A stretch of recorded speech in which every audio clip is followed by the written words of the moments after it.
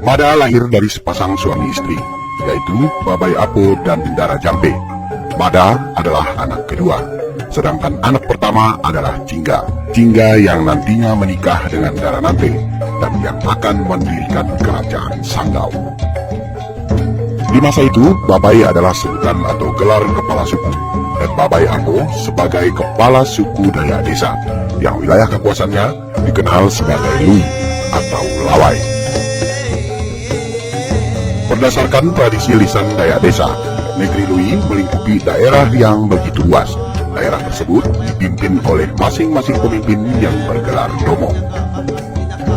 Domong adalah pemimpin yang dikenal arif, bijaksana, dan berani. Dalam tatanannya, Domong dibantu seorang panglima perang yang bergelar Gajah. Pada suatu waktu, 10 Domong melakukan pertemuan. Pertemuan tersebut yaitu membahas rencana kegiatan tradisi ngayam atau berburu kepala manusia, sekaligus mencari seorang gadis yang telah diculik oleh musuh dari seberang lautan. Gadis tersebut adalah Dara Sanjati.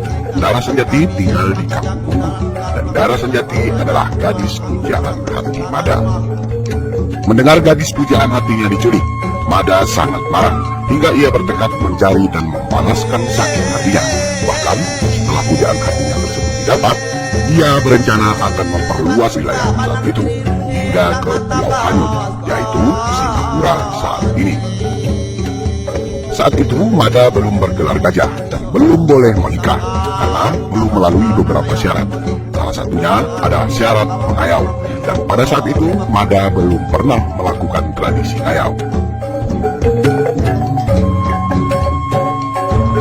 Singkat cerita, dalam pertemuan di hadapan ayah dan para Domong, Mada mengajukan diri untuk ikut dalam kegiatan tersebut, dan Mada akan memimpin pasukan dari berbagai wilayah terdekat. Melalui pertimbangan, rencana Mada akhirnya disetujui Babai dan para Domong. Setelah pertemuan tersebut, Mada pergi dan masuk ke Sungai Banyuke. Di Sungai Banyuke, Mada akan menemui sahabatnya yang bernama Tanding, Jambi, dan Tala. Setelah itu, Mada dan ketiga sahabatnya menuju Rumaga di Sungai Mempawah, dan selanjutnya mereka bertemu dengan Sagen di hulu Sungai Ampalang.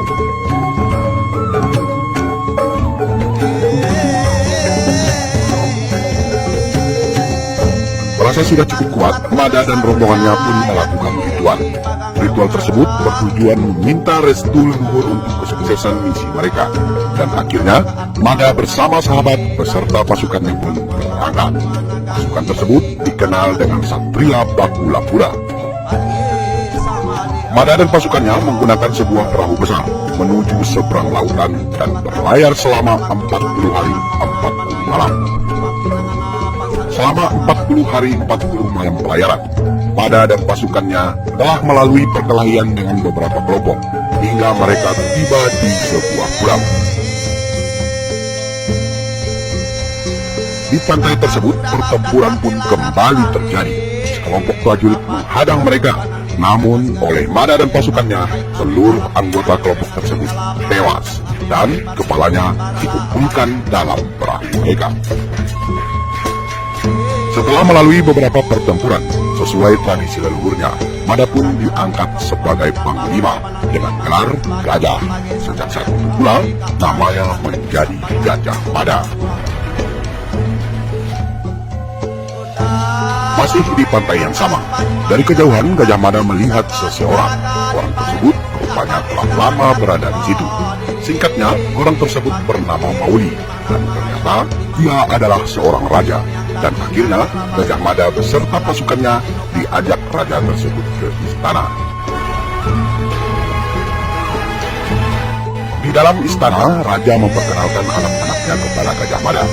Seorang anak bernama Darapeta, dan seorangnya lagi bernama Dara Sanjati. Dara Sanjati ternyata adalah anak angkat sang raja. Gajah Mada tentu saja tahu, karena gadis tersebut adalah salah satu misi mereka. Namun, raja memperlakukan Gajah Mada dan pasukannya dengan sangat baik. Gajah Mada pun lupa dengan hal itu.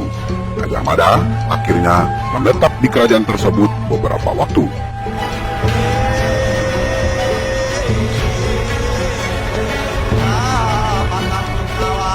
Suatu hari kerajaan mendapat serangan. Kerajaan tersebut nyaris hancur. Akhirnya raja mengirim kedua putrinya untuk dibawa ke wilayah lainnya di tanah Jawa. Sebagai bentuk persahabatan, raja pun mempercayakan dan meminta Gajah Mada dan pasukannya untuk mengawal kedua putrinya. Sepeninggalan Gajah Mada dan rombongannya, kerajaan tersebut akhirnya runtuh dan raja tewas dalam sebuah pemberontakan. Akhirnya berdirilah kerajaan baru yang bernama Majapahit. Kerajaan itu dipimpin oleh Raden Wijaya. Di kerajaan Majapahit, Mada diminta bergabung dan diangkat sebagai prajurit pengawal raja dan keluarganya. Karena jiwa kepemimpinan dan keberaniannya, Mada pernah diangkat sebagai patih di Duha dan Kahuripan. Singkat cerita, Raden Wijaya kemudian memperistri Dara Petan yang nantinya melahirkan Jayanegara. Sedangkan Dara Sanjati atau pujaan hati Gajah Mada diperistri oleh Mahapati yang kelak melahirkan Adityawarman Raja Sriwijaya.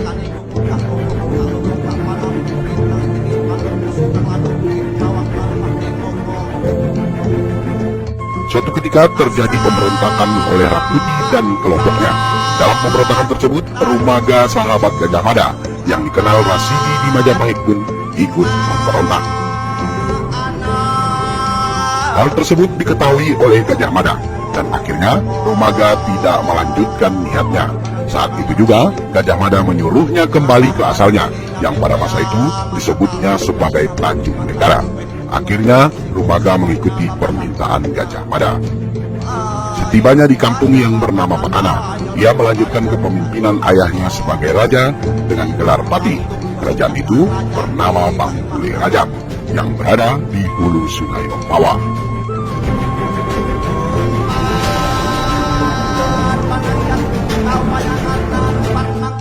Di Bangkule Rajab tersebutlah Gumantar. Gumantar adalah anak Patih Rumaga. Patih Rumaga mengirim Gumantar ke Majapahit untuk menemui Gajah Mada. Melihat Gumantar sangat gagah, tangkas, dan berani, Gajah Mada mengangkatnya sebagai bekel. Bekel adalah kepala regu prajurit Bayangkara, yaitu pasukan pengawal raja dan keluarganya. Pada masa Raja Tribhuwana Wijaya Tunggadewi, Gajah Mada diangkat menjadi Mahapatih Amangkubumi. Gelar tersebut dia terima menggantikan Aryantara. Pada waktu pelantikannya itulah Gajah Mada mengucapkan sumpah janji. Sumpah tersebut dikenal dengan Amukti Palapa atau Sumpah Palapa. Sejak sumpah itu, berbagai wilayah di Nusantara ditaklukkan Gajah Mada dan pasukannya. Mereka menyerang dan menaklukkan negeri-negeri Siam, Malaya, hingga Masih.